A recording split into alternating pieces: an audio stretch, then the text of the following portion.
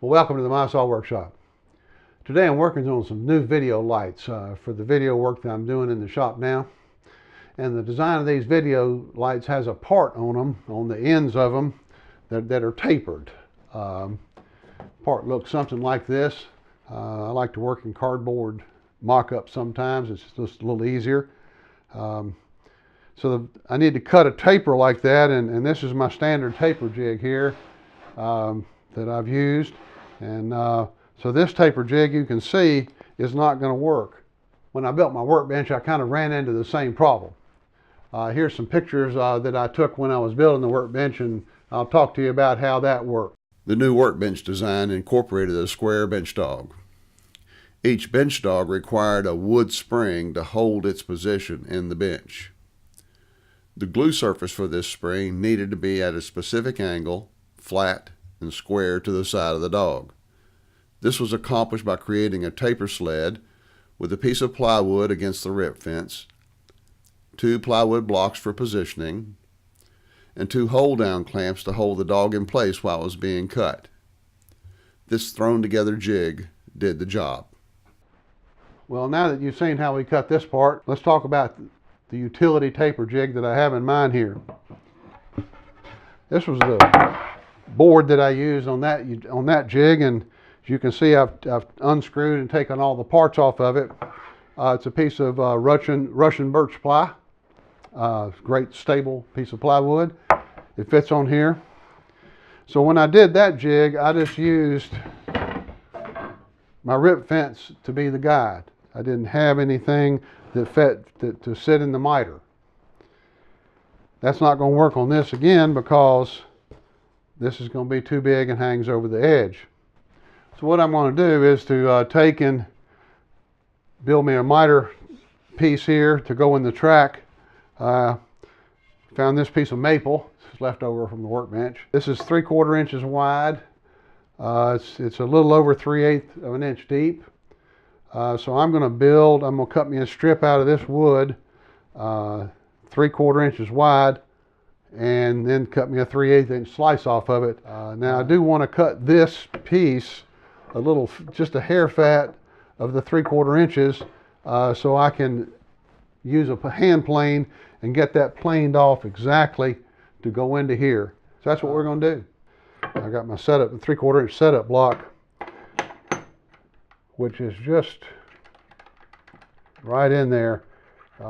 When I set the saw up for a rip, the saw blade teeth go this way and this way. So I find a tooth that's coming out this side, so it's just a hair wider on that side, and I use that for my setup. So I can actually look at my gauge down here, which is very accurate, and I know to bump it just a little bit. That's just what I've been doing for many, many years. So that's about a 64th of that wider than 3/4 of an inch. Now to push this piece through, I want to have a lot of control over it. My micro jig push block, and this micro jig is set up with one of these newer pieces on the back. This thing actually slides up and down, so that when you're pushing through it, it'll sit flat, and when you get to the end, it'll slide down. This is going to be cut by the blade, and I have one. They're designed to be cut by the blade. I have one that I already have one slice in, so I'm going to sacrifice it because this is just a dangerous cut, and these are my push blocks that I use. So you end up like this. You can see I've made an adjustment to this one already. I sliced the back of this one some time back. I can buy new parts for them, but it works fine. So all this together is going to give me the ability to hold down on this as it goes through the saw.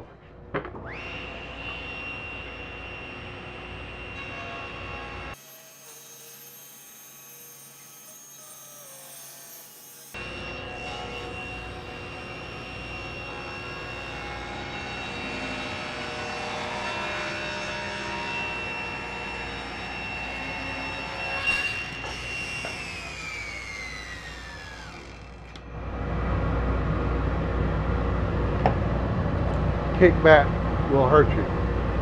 just as a matter of work practices, I have a trash can right here by the table saw. I always have, so you can throw stuff away.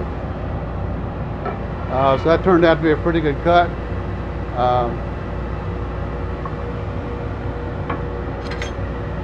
I'm like 1/128th over 3/4 of an inch. So I'm going to hand plane this some.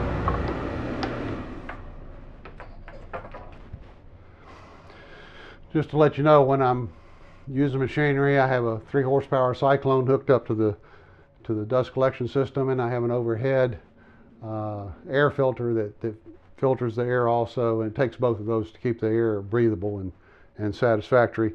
I need to be wearing a mask. I'm not. I'm going to be getting one pretty soon here. That is, as you can see, exactly what I wanted to end up with. I am tight. I'm snug here on one end of this, and it won't go in the other end. So we're going to take it back over to the workbench.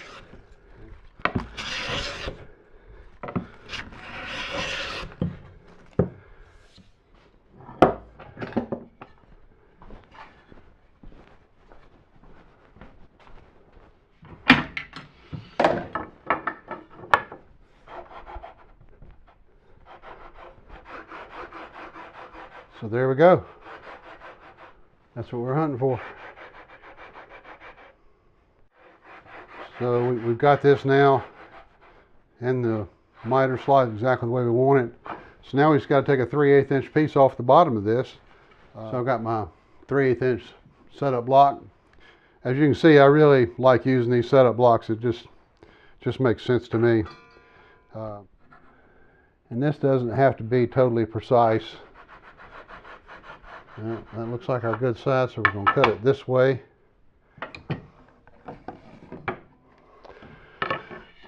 So my push block has got enough room to be on the inside of the saw there. Sitting here, it's got enough room so that the saw will go in here, and I've got total control over this.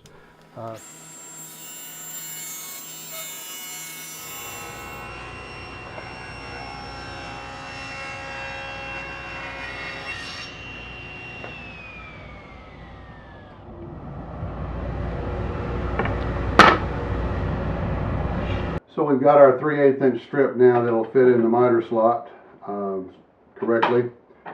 And we've got our board positioned here over the miter slot. So what we're going to do is to take a couple of washers and put them in the miter track. This is going to happen under here, but I'm going to show you over here. But we're going to put them in the miter track, and then we're going to place the miter bar that we've made in here, and so this is going to be about a 30-second proud of the table, and this will sit under here. But first, we've got to drill some pilot holes in here for some 1-inch screws that will go all the way through and catch this, and this will perfectly align the miter to the track and to the board. So let me just tell you now that I've got the board in here. I've got it pushed up against the blade, and it's kind of pushed over a little bit, and the rip fence is locked. Doing that, we'll end up being able to, the first time we put this through, we will have this, so we'll get a 0 clearance cut against this edge with this blade. So the first thing we're going to do here is we're going to actually mark our channels.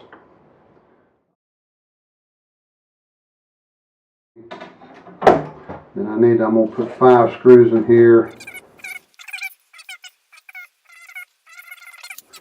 We're going to use this Lee Valley countersink vent. I've already checked, it won't hit the bottom of the table here, so I can just leave this sitting in here. It's all sturdy, it's not moving at all, and it's just a great way to do this. So we're just going to come in here and drill 5 holes, and we'll go in and put in our washers into the track. So this miter bar fits real tight over the length. Now that's about a 30-second proud, I can show you that. It's actually more than a 30-second proud. It doesn't matter as long as it's proud at the top. Yeah. Now this has got to be a really thin line of groove because I don't want any squeeze out on top of this table.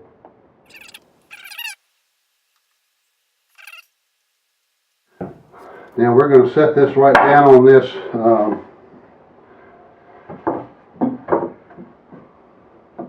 slide it over, get it up against the fence. I'm trying to get it right. So I'm right there. I'm going to push this tight against this blade and we'll lock it down. So we should be sitting right on top of that thing. These are 1-inch spank screws, PAX screws. And again, these are just going to catch. They're not going to be a great deal of holding, but they'll just catch.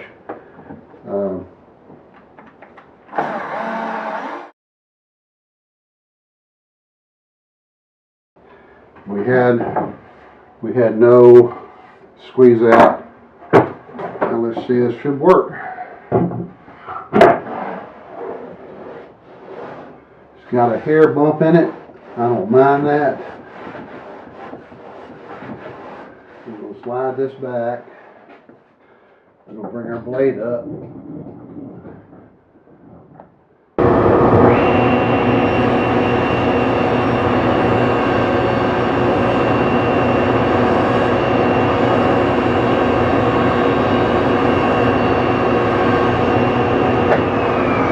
So let's just go ahead and transition into how am I going to use this?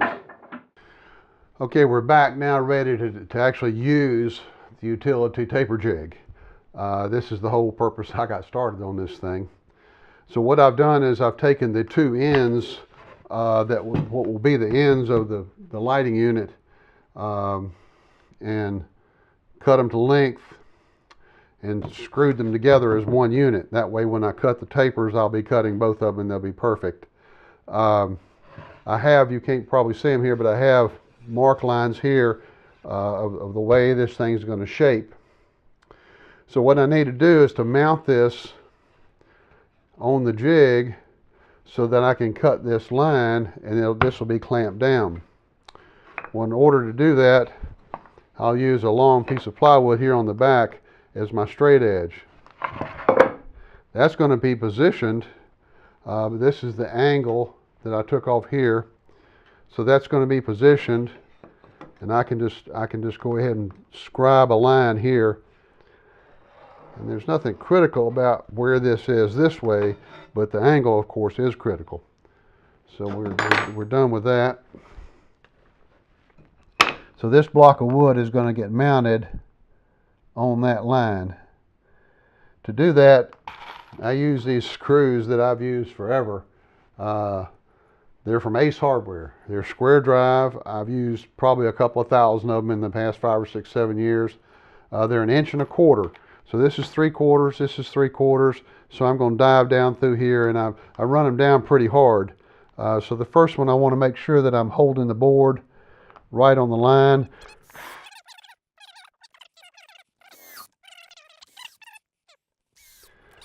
So the back of the board is going to rest against that. Now I'll put a clamp. I use these Bessie clamps. Now I just take these things on and off. I've already adjusted the depth of this because this is 1.5 inches. So we're going to screw it down here and it'll clamp. Now I need one up here also to hold this in. So I'm just going to loosely put a piece of plywood here.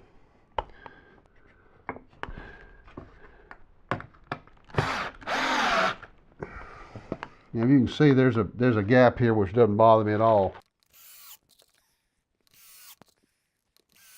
And what I'm going to do here is I'm just going to run a screw down into that thing.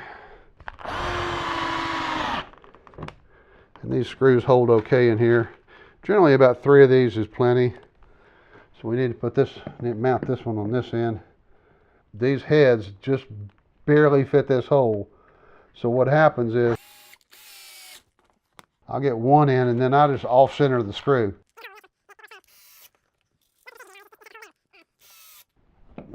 That's going to be plenty.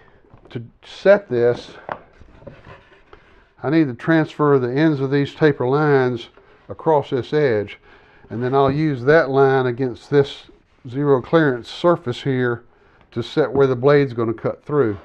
I've got this crazy woodpecker device that is made for this. It's a marking saddle. I've got too much red stuff in this shop. So you can just line it up. It makes it really easy to draw that line. This is another woodpecker tool that I'm actually surprised how much I do use it. I can seat the board against this end of this plywood. This is the edge that was set correctly. So, and I've also I can see that line that I just put down through here is going to come right here on this zero clearance surface, and I know that's where the blades are going to happen. So I'm going to take and clamp that down, and I'm going to clamp that one down, and what happens is these become your handles. This does stick a little bit in the middle, but that's okay, I don't mind. I'll put some wax on it. Well, actually, let's do a Chris Schwartz tribute here. In his 10 days of Christmas this year, or 8 days of Christmas or something, I think this is the product he called out. And he says this is what everybody should have, spray their table saws. So let's just see what happens here. Oh my. And that is slick.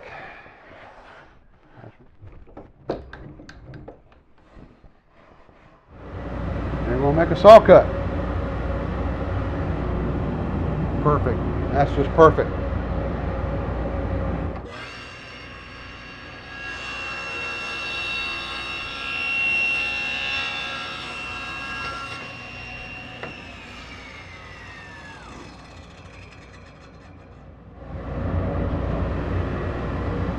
Now do the other side. We're just going to flip this over because we've got our marks made.